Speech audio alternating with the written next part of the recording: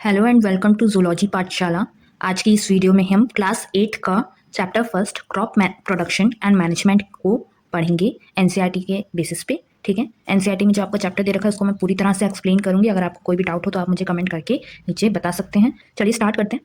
पहेली and भूजू went to their uncle's house during the summer vacation. Their uncle is a farmer. One day they saw some tools like खुरपी, sickle, shovel, plug etcetera in the field. अब वो क्या करें, पहेली और बुजू नाम की दो लड़कियां हैं, वो अपने अंकल के घर गई समर वेकेशन में, और उनके अंकल जो है फार्मर हैं, तो वहाँ पे उन्होंने कुछ टूल्स देखी, जिसकी खुरपी होती है, सिकल होता है, शॉल होता है, प्लग होते हैं। ठीक है, वो उन्होंने उनकी फील्ड में, वो जो अंकल थे उसकी फील्ड में वो देखे। ठीक है, अब उनके दिमाग में आया कि मेरे को ये जानना है कि ये टूल्स क्या हैं और इनको कैसे यूज़ करते हैं। ठीक है, अब वो क्या करें, you have learned that all living organism require food. सबको पता है कि सारे लिविंग ऑर्गेनिज्म को फूड की जरूरत होती है। Plants can make their food themselves. Plants जो है अपना खाना खुद बना सकते हैं। Can you recall how green plants synthesise their own food. अब आप ये बता सकते हैं कि ग्रीन प्लांट्स अपने फूड कैसे बनाते हैं? हाँ भाई, हम बता सकते हैं। फोटोसिंथेसिस की प्रोसेस होती है, उसमें हमारा जो क्लोरोफिल होता है, ठीक है, वो प्रेजेंस रहता है ग्रीन लीव्स में, तो उससे हमारा सनलाइट कैप्चर होती है, वाटर मॉलिक्यूल्स ब्रेक होते हैं और हमारी एटीपी का प्रोडक्शन होता है। ठीक है, ये हमारा उनका फूड बनाने में प्रोसेस जो पूरा हमारा चलता है। ठीक है, अब वो क्या कह रहे हैं, animals including humans can not make their own food. जो एनिमल्स हैं या ह्यूमंस हैं वो अपना खाना खुद से नहीं बना सकते, ये बात हमें पता है। So where do animals get their food from. अब चलो, ह्यूमंस ने तो अपना खाना बना लिया, ठीक है, प्लांट सोर्सेज से लेकर के, ठीक है, या नॉन वेजिटेरियन है कोई तो वो अपने एग्स वगैरह लेकर के, लेकिन एनिमल्स को खाना कहाँ से मिलता है? ठीक है, but first of all why do we have to eat food. अब ये हो गई बात, चलो कि कहाँ से मिलता है, लेकिन हमें खाना खाना क्यों है, हमें क्यों जरूरत है खाना खाने की, ये भी तो सोचने वाली बात है ना। You already know that energy from the food is utilised by organism for carrying out their various body functions such as digestion, respiration and excretion. अब हमें एक बात पता है कि फूड जो है वो ऑर्गेनिज्म जो है, जो भी ऑर्गेनिज्म है वो यूटिलाइज करता है अपने बॉडी के फंक्शंस को करने में। ठीक है, उसके अंदर मतलब एनर्जी जो है वो फूड से आ रही है उन फंक्शंस को करने की। अब वो फंक्शंस क्या हो सकते हैं, जैसे हमारा फूड हमने खाया तो उसको पचाने के लिए भी हमें फूड से ही एनर्जी मिल रही है, रेस्पिरेशन, सॉरी डाइजेशन। ठीक है, अब हम रेस्पिरेशन का प्रोसेस कर रहे हैं या एक्सक्रीशन का प्रोसेस हो रहा है, तो ये सब प्रोसेस हमारे उसी एनर्जी से, उसी फूड को यूटिलाइज करके ही हो रहे हैं। ठीक है, we get our food from plants और एनिमल्स, और बोथ। अब हमें अपना खाना दोनों से मिलता है, प्लांट से भी एनिमल से भी। ठीक है, since we all need food, how can we provide food to a large number of people in our country. अब हमारे कंट्री में तो इतने ज़्यादा नंबर में लोग जो हैं मौजूद हैं, तो सबको खाना कैसे मिलता है? हमारे जो प्लांट्स हैं और एनिमल्स है, सबसे मतलब सबको कैसे पूरा पड़ता है? ठीक है, तो ये क्वेश्चन अब आया। अब वो क्या करें, फूड तो लार्ज स्केल पे प्रोड्यूस करना पड़ेगा अगर सबको फूड जो है पहुंचाना है तो। In order to provide food for a large population, regular production, proper management and distribution is necessary. अब भाई इतनी बड़ी जनता को अगर हमें खाना खिलाना है, पहुंचाना है, तो उसके लिए क्या होगा कि रेगुलर प्रोडक्शन होना चाहिए। रोज का रोज खाना खत्म हो रहा है तो रोज का रोज उसका प्रोडक्शन भी होना चाहिए, जिससे कि वो अगले दिन के लिए भी अवेलेबल रह पाए। ठीक है ना। अब प्रॉपर मैनेजमेंट भी होनी चाहिए कि मान लो कोई फूड है, उसको 2 से 4 दिन अगर कोई रख रहा है या स्टोर करके कोई रख रहा है तो वो खराब ना हो। ठीक है ना। और डिस्ट्रीब्यूशन, जहाँ एक जगह फूड बन रहा है, अगर किसी टाइप का, अगर एक जगह किसी टाइप की फूड की खेती हो रही है तो उस जगह से वो ऑल ओवर वर्ल्ड या ऑल ओवर हमारी कंट्री जो है वो पहुंच पाए, डिस्ट्रीब्यूट हो पाए, ये चीज़ भी होनी चाहिए। ठीक है, अब एग्रीकल्चरल प्रैक्टिसेस अगर हम देखें, till 10,000 BCE, people were nomadic. They were wandering in groups from place to place in search of food and shelter.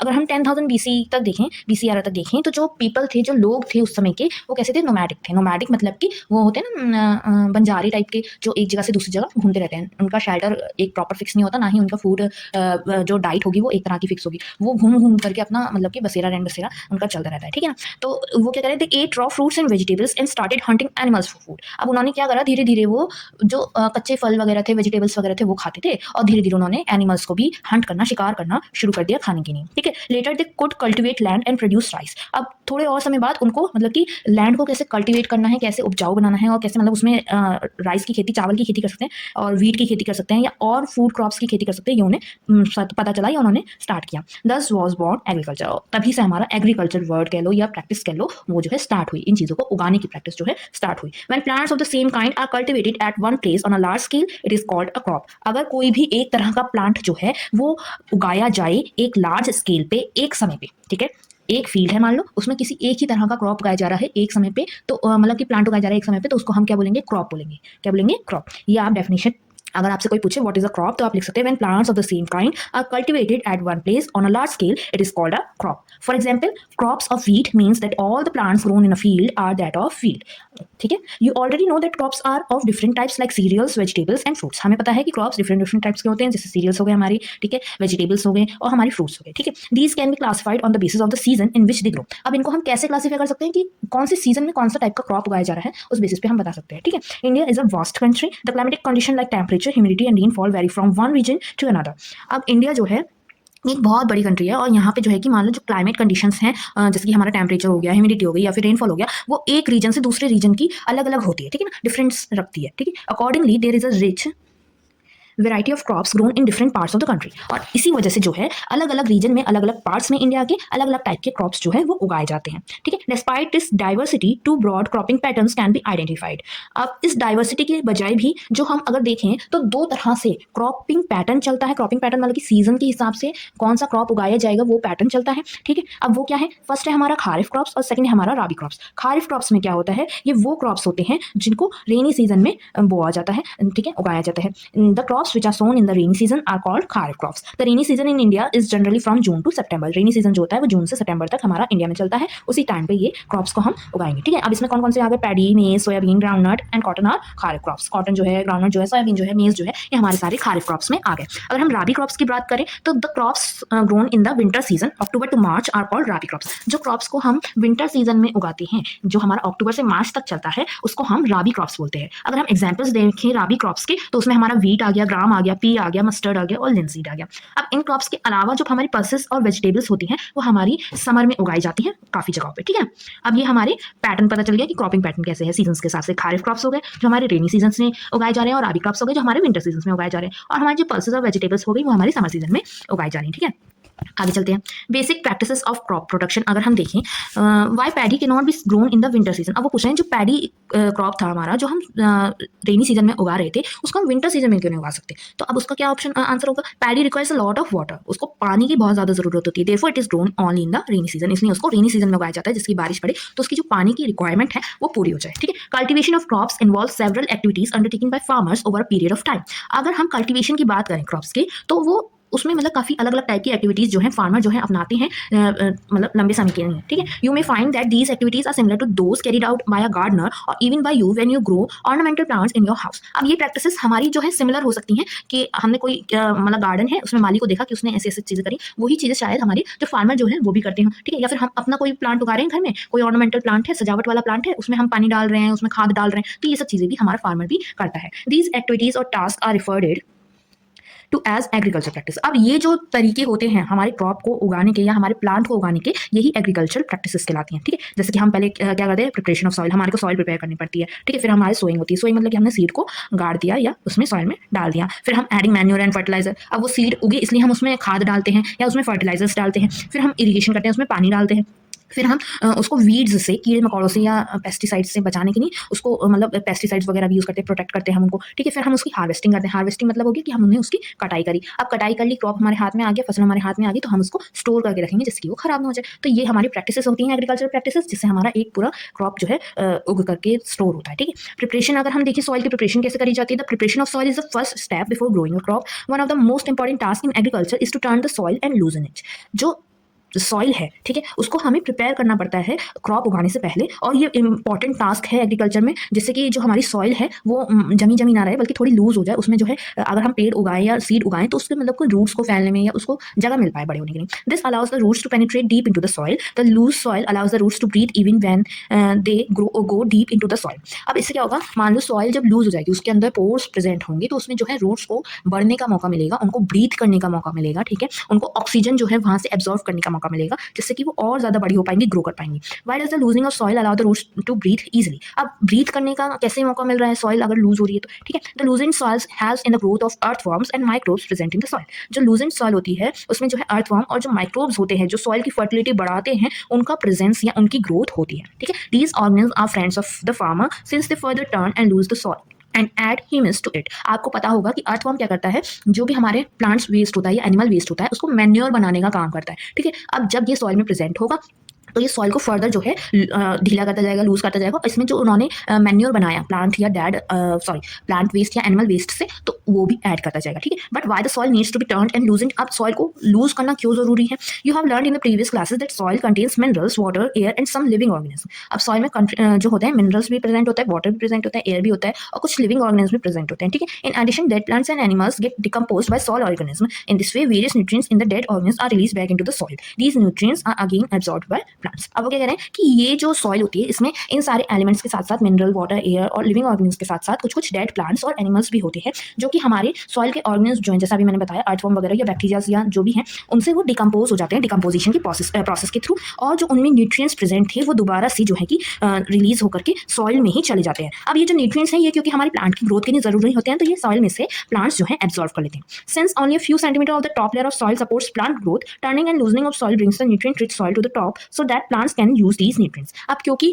सिर्फ और सिर्फ ऊपर की जो लेयर होती है सॉइल की वही जो है न्यूट्रिएंट वाली होती है, वही जो है प्लांट ग्रोथ को जो है वो ही जो है प्लांट ग्रोथ को हमारी सपोर्ट कर सकती है, तो हमें ऊपर वाली लेयर में न्यूट्रिएंट्स वाली सॉइल रखनी चाहिए ना। तो इसलिए हम जो है उसको टर्न करते हैं, मतलब कि उसको उलट पलट करते हैं जिससे कि जो नीचे की जो हमारी जो न्यूट्रिएंट्स वाली जो लेयर है सॉइल की वो ऊपर आ जाए और प्लांट जब हम उसमें उगाएं तो उनको प्रॉपर्ली वो न्यूट्रिएंट्स मिल पाए। ठीक है, दस turning and loosening of soil is very important for cultivation of crops. अब इसलिए ही हमारा जो क्रॉप्स के कल्टिवेशन के लिए टर्निंग और लूजनिंग ऑफ सॉइल जो है वो इंपॉर्टेंट है। The process of turning and losing of the soil is called tilling and plugging. जो हम लूज कर रहे हैं सॉइल को उसको हम टिलिंग बोलेंगे और जो टर्न कर रहे हैं उसको हम प्लगिंग बोलेंगे, खोदना बोलेंगे। ठीक है, this is done by using a plug. अब जो आपको शुरुआत में उसने बताया था कि मुझे कुछ तरह के टूल्स देखिए, प्लग भी दिखा था उसमें, तो ये प्लगिंग जो है वही यहाँ पे प्लगिंग करने के लिए प्लग जो है काम में आ रहा है। Plugs are made of wood and iron. ये वुड और आयरन का बना होता है। If the soil is very dry it may need watering before plugging. अगर सॉइल जो है बहुत ज़्यादा ड्राई है, सूखी पड़ी है बिल्कुल, तो उसमें पानी डालना पहले ज़रूरी होगा उसको खोदने से पहले। The ploughed field may have big clumps of soil called crumbs. अब जो प्लग्ड फील्ड है उसमें हो सकता है कि बहुत बड़े बड़े क्लम्प्स जैसे टुकड़े जैसे आए, तो उसको हम क्रम्प्स बोलते हैं। ठीक है, it is necessary to break these crumbs. Levelling the field is beneficial for sowing as well for irrigation. अब इसको हमें तोड़ना, इन क्रम्प्स को हमें तोड़ना जरूरी है जिससे कि वो दोबारा से रेत टाइप का बन जाए, सॉइल टाइप का बन जाए, और जो हमारी फील्ड है वो एक लेवल में आ जाए जिससे कि हम जब उसमें क्रॉप मतलब जो भी हमारा सीड है उसको बोएं या उसमें पानी डालें तो फिर वो बराबर मात्रा में सब जगह जाए। Levelling of soil is done with the help of a leveller. एक लेवलर नाम का टूल है, ठीक है, उसको हम यूज करके लेवलिंग कर सकते हैं सॉइल की। Sometimes manure is added to the soil before tilling. अब लूज करने से पहले सॉइल को उसमें मैन्योर डाला जाता है। ठीक है, this helps in proper mixing of manure with the soil. अब इससे क्या होगा, जो मिक्सिंग करेंगे हम, ठीक है, तो उसमें मैन्योर और सॉइल जो है अच्छे से मिक्स हो जाएंगे। The soil is moistened before sowing. अब सॉइल को मॉइस्टेंड मतलब कि उसमें मॉइस्चर का प्रेजेंस रहना भी जरूरी होता है सीड्स को गाड़ने से, सीड को डालने से पहले। ठीक है, एग्रीकल्चर इंप्लीमेंट्स अगर हम देखें, before sowing the seeds it is necessary to break soil plants to get better yield. This is done with the help of various tools. The main tools used for this purpose are the plug, hoe and cultivator. ठीक है, यहाँ पे आपको दिखा रखा है, ये हमारा प्लग है। ठीक है, ऐसे गाय के बांध करके जो फार्मर जो है हल चलाते हैं, ठीक है, एक नाथ मालूम। ठीक है, तो जब हम सीड्स को गा रहे हैं उससे पहले जो है हमारे को सॉइल में जो क्लम्प्स हैं उनको खत्म करना होता है, ब्रेक करना होता है, जैसे कि हम अच्छी खेती कर पाए। ठीक है, अच्छा हमारा क्रॉप प्रोडक्शन हो पाए। ठीक है, अब इसके लिए जो टूल्स यूज होते हैं वो प्लग, हो और कल्टिवेटर होता है। अब इनके बारे में पढ़ लेते हैं, ये क्या होते हैं। प्लग की अगर हम बात करें, this is being used since ancient times for tilling the soil, adding fertiliser to the crops, removing the weeds and turning the soil. Plug की अगर हम बात करें तो ये एंशिएंट टाइम से यूज किया जा रहा है टिलिंग करने के लिए, फर्टिलाइजर्स ऐड करने के लिए, और क्रॉप्स में से जो कीड़े हैं, वीड्स हैं, वो हटाने के लिए, और सॉइल को टर्न करने के लिए भी। This is made up of wood and is drawn by pair of Wolves और अदर एनिमल्स। ठीक है, वुड का बना होता है और जो है कि पेयर ऑफ बुल्स के जरिए या फिर कोई भी अदर एनिमल्स ले सकते हैं, हॉर्सेस या कैमल, उनके जरिए हम इसको चलाते हैं खेत में। ठीक है, it contains a strong triangular iron strip called plug share. अब इसमें आपको ये डायग्राम में दिखा रखी थी, इसकी ये जो आयरन टिप है इसे हम क्या बोलते हैं, प्लग शेयर बोलते हैं। क्या बोलते हैं इसे हम, प्लग शेयर। और इसका ये जो लकड़ी का डंडा होगा इसे हम बोलते हैं प्लग शाफ्ट। ठीक है, इसे क्या बोलेंगे हम, plug shaft. The main part of the plug is a long log of wood which is called the plug shaft. There is a handle at one end of the shaft. The other end is attached to a beam which is placed on the bull's neck. अब वो क्या कह रहे हैं कि ये handle type का है यहाँ पे। ठीक है, इसमें हमारा जो है कि ऐसे लकड़ी बांध करके जो है बुल्स को ऊपर रखा जाता है जिससे कि ये उन पे अटका रहे। ठीक है, the other end is attached to a beam which is placed on the bull's neck. Beam मतलब कि लकड़ी। ठीक है, one pair of bulls and a man can easily operate the plug. अब एक पेयर ऑफ बुल्स और man के जरिए कोई भी इंसान जो है इसको आराम से चला सकता है, ऑपरेट कर सकता है। The indigenous virgin plug is increasingly being replaced by iron plugs nowadays. अब लेकिन जो ये लकड़ी से बना हुआ प्लग है ये आजकल की दुनिया में जो है, आजकल के ज़माने में आयरन प्लग्स में जो है रिप्लेस किया जा रहा है। ठीक है, अब अगर हम हो की बात करें, it is a simple tool which is used for removing weeds and for loosening the soil. अब ये एक सिंपल टाइप का टूल होता है जिसको वीड्स को हटाने में और सॉइल को लूज करने में यूज किया जाता है। It has a long rod of wood and iron. इसमें भी लॉन्ग रॉड ऑफ वुड होती है और आयरन का पीस होता है। ठीक है, a strong broad and bent plate of iron is fixed to one of its ends and works like a blade. It is pulled by animals. ये आपको दिख रहा होगा हो। ठीक है, इसमें क्या है, ये बैंड प्लेट है जिससे हमारा जो खेत है उसमें सॉइल जो है वो मतलब खोदी जाएगी। ठीक है, इसकी ये रॉड है और ये बीन है हमारी, ठीक है। इसमें जो है जो हमारी गाय वगैरह है उनको रखा जाएगा और ये उसका हैंडल है। अब ये क्या है, ये हमारे जो एनिमल्स हैं ये पुल करते हुए चलेंगे, तो इससे सॉइल जो है वो खुदती हुई या फिर ऊपर की लेयर जो है वो टर्न होती हुई चलेगी, ठीक है। अब अगर हम कल्टीवेटर का बात करें, now plugging is done by tractor driven cultivator, the use of cultivator saves labour and time. अब ये जो कल्टीवेटर होता है ये टाइप का, ठीक है, ये ट्रैक्टर में लगा करके हमारा यूज़ किया जाता है, जिससे कि हमारा लेबर भी बचे और टाइम भी बचे। अगर हम सोइंग की बात करें, अब हमारा सॉइल तो हमारी तैयार हो गई, ठीक है, उसमें टिलिंग हो गई, प्लगिंग हो गई, अब हम सोइंग करेंगे, सीड्स को हम गाड़ेंगे, ठीक है। Sowing is an important part of crop production. Before sowing good quality clean and healthy seeds of a good variety are selected. जो सोइंग है वो सबसे ज़्यादा इंपॉर्टेंट पार्ट होगी क्रॉप प्रोडक्शन का, क्योंकि भाई अगर तुम सीड ही नहीं डालोगे तो क्रॉप कहाँ से उगेगा, ठीक है। अब सीड्स डालने से पहले हमें ये देखना चाहिए कि वो जो हम सीड डाल रहे हैं वो गुड क्वालिटी का हो, ठीक है, क्लीन हो और हेल्दी सीड हो, उसमें किसी भी टाइप की बीमारी टाइप की जो प्लांट्स में होती है उस टाइप का कुछ भी ना हो, ठीक है। अब फार्मर जो सीड्स यूज़ करते हैं वो ऐसे प्रेफर करते हैं जिनसे उनकी खेती जो हो वो अच्छी मात्रा में हो, ठीक है। सिलेक्शन ऑफ सीड्स कैसे करते हैं? One day I saw my mother put some gram seeds in a vessel and pour some water on them. After a few minutes some seeds started to float on top. I wonder why some seeds float on water. अब वो क्या कह रही है कि उसने एक दिन अपनी मम्मी को देखा कि उसने ग्राम सीड्स को एक वेसल में लिया और उसमें थोड़ा सा पानी डाल के रख दिया। अब थोड़ी देर बाद क्या हुआ कि कुछ सीड्स जो थे उसमें से ऊपर आ गए। अब वो सोच रही है कि ऐसा क्यों हुआ कि वो सीड्स जो है पानी पे तैरने लग गए। अब ऐसा क्यों हुआ? जो जो हमारे मतलब डैमेज्ड सीड्स होते हैं या हॉलो सीड्स होते हैं, ठीक है, वो लाइट हो जाते हैं, ठीक है, तो इसलिए वो हमारे पानी पे फ्लोट करने लगते हैं। अब डैमेज सीड है मतलब कि उससे तो कोई गुड क्वालिटी का हमारा क्रॉप उगेगा नहीं, ठीक है। अब ये जो मेथड है हमारा किस लिए मदद करता है? गुड सीड्स को, बैड सीड्स को, डैमेज वंस को अलग करने में ये मेथड हमारा काम आता है। कि अगर हमें कोई देखना है कि ये सीड्स जो है हेल्दी हैं या नहीं है, अच्छे हैं या नहीं है, तो उसको हम डाल करके किसी वेसल में पानी डाल करके देखें। अगर वो पानी के ऊपर तैरने लग जाते हैं तो वो डैमेज्ड हैं, और अगर नहीं तैर रहे हैं तो वो हेल्दी सीड्स हैं, गुड सीड्स हैं, ठीक है। अगर हम ट्रेडिशनल टूल की बात करें, the tool use traditionally for sowing seeds is shaped like a funnel. जो सीड्स को बोने के लिए टूल यूज होता था वो एक फनल की तरह होता था। ये दिख रहा है ना आपको, फनल जैसा, ठीक है। The seeds are filled into the funnel, pass down through 2 or 3 pipes having sharp ends. अब ये इसमें से सीड्स को डाला जाता था इसके ऊपर से, और ये 2 or 3 पाइप्स में जो है कि जुड़ा होता था, जिससे कि हमारे अलग अलग जगह पे जो है लाइन से हमारे सीड्स जो है डलते जाते थे। The end pierce into the soil and place seeds there. अब ये सॉइल के अंदर जो है सीड्स को प्लेस करने में हमारा मदद करता था, ठीक है। अगर हम सीड ड्रिल की बात करें, now it is the seed drill, जो आपको यहाँ पे ये दिख रहा होगा, is use for sowing with the help of tractors. ये हम ट्रैक्टर्स में लगा करके ऐसी मशीन से भी हम सीड्स को मतलब कि बो सकते हैं। This sows the seeds uniformly at equal distance and depth. It ensures that seeds get covered by the soil after sowing. अब इसमें क्या फ़ायदा है कि सीड्स जो है यूनिफॉर्म डिस्टेंस पे जो है इक्वल मात्रा में जो है इससे जो है बोए जाते हैं, ठीक है। और जो सीड है वो वहाँ पे बोने के बाद में सॉइल से भी हाथ के हाथ ही कवर कर दिया जाता है, तो इसमें ये फ़ायदा इसमें रहता है। This protect seeds from being eaten by birds. Sowing by using a seed drill saves time and labour. वो क्या कह रहा है कि अब ऐसा होने से, क्योंकि हमने सीड डाला उसके ऊपर इसने जो है दोबारा से मिट्टी डाल दी, सॉइल आ गई, तो अब ना बर्ड्स उनको खा पाएगी ना कोई ऐसे उनको नुकसान होगा, हवा से उड़ेंगे भी नहीं वो। और जो दूसरी बात है कि हमारा जो लेबर है, ये जो टाइम है, वो भी हमारा सेव होगा अगर हम ट्रैक्टर में लगा करके ऐसे जो है सीड्स को उगाते हैं तो, ठीक है। अब वो कह रहे there is a nursery near my school, I found that little plants were kept in small bags, why are they kept like this. अब वो क्या कह रहे हैं, उसके घर के पास में एक नर्सरी है, ठीक है, तो वहाँ पे जो छोटे छोटे प्लांट होते हैं ना, सैपलिंग्स जिन्हें हम बोल सकते हैं, ठीक है, उनको छोटे छोटे प्लास्टिक के बैग्स में मिट्टी के साथ में जो है रखा जाता है। अब वो ऐसा क्यों करते हैं? Seeds of a few plants such as paddy are first grown in a nursery, when they grow into seedlings they are transplanted to the field manually. Some forest plants and flowering plants are also grown in the nursery. अब वो क्या कह रही है, उसने इसका reason दिया कि ऐसा इसलिए किया जाता है क्योंकि जो पैडी प्लांट्स वगैरह होते हैं या कुछ और फ्लावरिंग प्लांट्स वगैरह होते हैं, फॉरेस्ट प्लांट्स वगैरह होते हैं, उनकी सीड्स को पहले नर्सरी में उगाया जाता है, ठीक है, अपनी केयर में उगाया जाता है। तब जा करके जब वो सीडलिंग बन जाते हैं, सैपलिंग्स बन जाते हैं, उसमें से हल्की सी ग्रोथ हमें दिखने लगती है प्लांट की, तब जा करके हम उनको जो है फील्ड में कहीं खेती वाली जगह पे किसी खेत में जा करके हम उनको तब मैन्युअली जो है लगाते हैं, ठीक है। Appropriate distance between the seeds is necessary to avoid overcrowding of plants.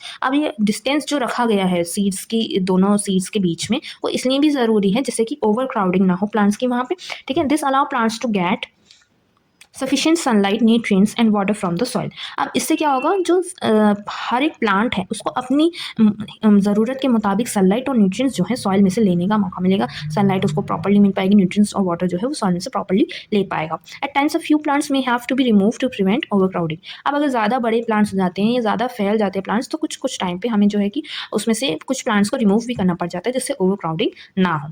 Adding manure and fertilisers. अब अगर हमने सीड बो दिया है, अब हमें मैन्योर और फर्टिलाइजर्स जो है उसमें डालने हैं। The substances which are added to the soil in the form of nutrients for the healthy growth of plants are called manure and fertilisers. जो सब्सटेंसेस हम ऐड करते हैं सॉइल में जिससे कि उसके न्यूट्रिएंट्स और बढ़ जाए और जो प्लांट की ग्रोथ हो वो अच्छी हो, हेल्दी हो, उनको हम मैन्योर और फर्टिलाइजर्स बोलते हैं। I saw a healthy crop growing in a farm. In the neighboring farm, the plants were weak. Why do some plants grow better than the others? अब वो क्या कह रहा है, उसने कंपैरिजन दिखा दिया कि एक फार्म में मैं गया, वहाँ पे बहुत अच्छी खेती हुई थी, वहाँ पे क्रॉप बहुत अच्छा था, हेल्दी था। वहीं दूसरे बराबर वाले में देखा तो वहाँ के प्लांट्स बहुत वीक थे। अब ऐसा क्यों हुआ? Soil supplies mineral nutrients to the crop plants. These nutrients are essential for the growth of plants. अब वो क्या कह रहा है कि सॉइल जो है वो मिनरल्स और जो न्यूट्रिएंट्स होते हैं वो क्रॉप प्लांट्स को देती है। ठीक है। अब ये न्यूट्रिएंट्स जो है ये हमारी प्लांट की ग्रोथ के लिए एसेंशियल होते हैं। अब सर्टेन एरियाज में क्या होता है, जब फार्मर जो है क्रॉप को ग्रो करते हैं एक ही फील्ड में बार बार, तो वो फील्ड जो है मतलब अनकल्टिवेटेड हो जाती है, फैल हो जाती है, मतलब कि उसकी फर्टिलिटी जो है वो कम होती जाती है।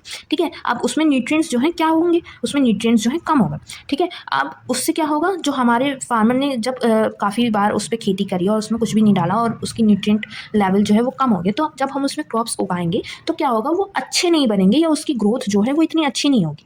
ठीक है। तो इसलिए क्या है कि उसमें हमें प्रॉपर टाइम टू टाइम पे हमें मैन्योर या फर्टिलाइजर्स जो है, मैन्योर जो है डालते रहना चाहिए, जिससे कि हमारी जो सॉइल की फर्टिलिटी है वो बनी रहे, उसमें जो न्यूट्रिएंट्स की मात्रा है वो बनी रहे।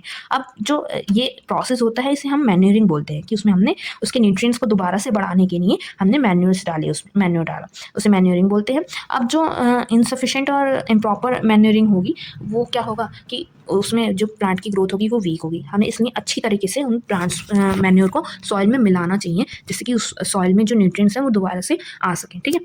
Manure is an organic substance obtained from the decomposition of plants and animal wastage. अभी मैंने बताया था आपको, अर्थवर्म जो है प्लांट्स और एनिमल वेस्ट जो होता है उसको डिकम्पोज करके मैन्योर बनाता है। ठीक है। Farmer dumps plant and animal waste in pits at open places and allow it to decompose. जो फार्मर्स होते हैं वो क्या करते हैं, जो पेड़ पौधों की पत्तियां गिर गई हैं, ठीक है, जो एनिमल की जो फीसेस वगैरह है उनको लेकर के जाते हैं और एक जगह पे डंप कर देते हैं, एक पिट में एक डंप कर देते हैं और उसे खुला छोड़ देते हैं, जिससे कि वो जो है कि डिकम्पोज हो जाए। ठीक है। जो डिकम्पोजिशन का प्रोसेस हो रहा है ये किसकी वजह से होता है, हमारे माइक्रो ऑर्गेनिज्म की वजह से। अब क्या होगा, ये जो डिकम्पोज्ड मैटर होगा इसे हम ऑर्गेनिक मैन्योर की तरह यूज़ कर सकते हैं। ठीक है। इसको आपने पढ़ा भी होगा कि वर्मी कंपोस्टिंग का मेथड जो होता है। ठीक है। ऐसे हमने चीज़ें इकट्ठी करी, प्लांट्स और एनिमल वेस्ट, और उनको पिट में हमने छोड़ दिया गलने के लिए, डिकम्पोज होने के लिए, तो इसे क्या बोलते हैं हम, वर्मी कंपोस्टिंग। इसे आपने क्लास 6 में पढ़ा होगा।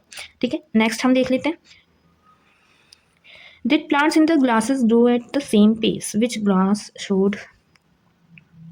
अच्छा, ये उन्होंने एक एक्टिविटी दे रखी है, इस एक्टिविटी को हम छोड़ते हैं, आगे चलते हैं। इसमें कोई ऐसा वो नहीं है, वो बस ये बता रहे हैं कि कौन सी मतलब टाइप की सॉइल होगी। अगर हमने उसमें कुछ मिक्स करके डाल दिया, जैसे उसमें उन्होंने जो है ए वाली में मैन्योर डाल दिया था, बी वाले में यूरिया डाल दिया था और सी वाले को ऐसे ही रखा था, तो किस ग्लास में जो है सीडलिंग्स से जो प्लांट उग के आएगा वो अच्छा उग के आएगा और कैसे उग के आएगा। ठीक है। अब आगे हम पढ़ लेते हैं तो इससे हमें समझ में आ जाएगा वो क्या कहना चाह रहे हैं। Fertilisers are chemicals which are rich in the particular nutrient. Fertilisers क्या होते हैं, वो ऐसे केमिकल्स होते हैं जो एक ही टाइप का कोई पर्टिकुलर न्यूट्रिएंट होगा उसमें रिच होंगे। ठीक है। अब वो क्या कह रहे हैं, how are they different from manure. Manure से डिफरेंट कैसे होते हैं हमारे fertiliser. Fertilisers are produced in factories. Fertiliser को जो है हम फैक्ट्री में प्रोड्यूस करते हैं और मैन्योर जो है हमारा ऑर्गेनिकली जो है प्रोड्यूस होता है। ठीक है। नेक्स्ट देखिए, some examples of fertilisers are urea, ammonium sulphate, super phosphate, potash, NPK, nitrogen, phosphorus, potassium. ठीक है। ये हमारे कुछ टाइप की फर्टिलाइजर्स हैं। ठीक है। The use of fertiliser has help farmers to get better yield of crops such as wheat, paddy and maize. अब इन फर्टिलाइजर्स को यूज़ करके फार्मर्स को जो है अच्छी खेती जो कह लो या अच्छी मात्रा में फसल जो है मिली है, व्हीट की, पेडी की या फिर मेज़ की। ठीक है। But excessive use of fertilizer has made the soil less fertile. अब लेकिन इसका ज़्यादा मात्रा में यूज़ करना भी इन फर्टिलाइजर्स का क्या हुआ है, इसकी वजह से हमारी सॉइल की जो फर्टिलिटी है वो कम होती गई है। Fertilizers have also become a source of water pollution, और इनकी वजह से हमारा जो वाटर पोल्यूशन है वो भी होता है। Therefore in order to maintain the fertility of the soil we have to substitute fertiliser with organic manure और leave the field uncultivated fallow in between two crops. अब वो क्या कह रहे हैं, इसी वजह से, क्योंकि फर्टिलाइजर्स के नुकसान भी हैं, ठीक है, अच्छी ईल्ड तो वो हमें दे रहे हैं लेकिन वाटर पोल्यूशन भी कर रहे हैं और सॉइल की फर्टिलिटी भी कम कर रहे हैं, इसलिए इनसे ज़्यादा हमें ऑर्गेनिक मैन्योर को प्रिफर करना चाहिए अपनी क्रॉप्स की ईल्ड को बढ़ाने के लिए।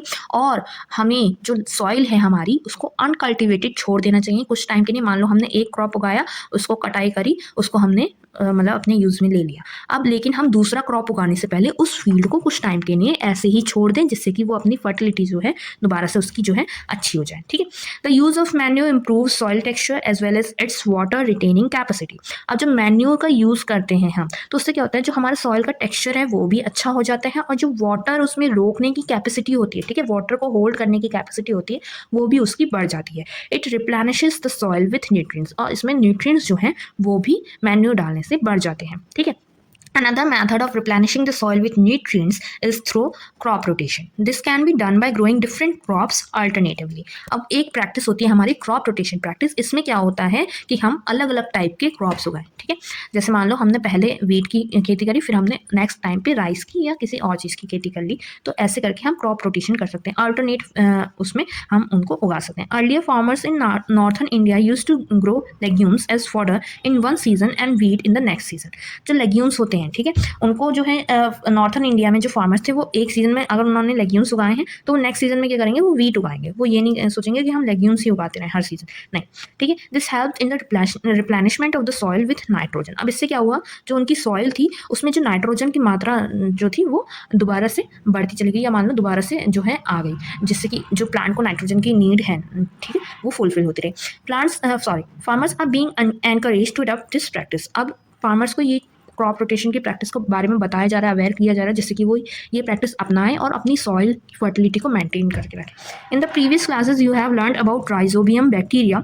These are present in the nodules of roots of leguminous plants.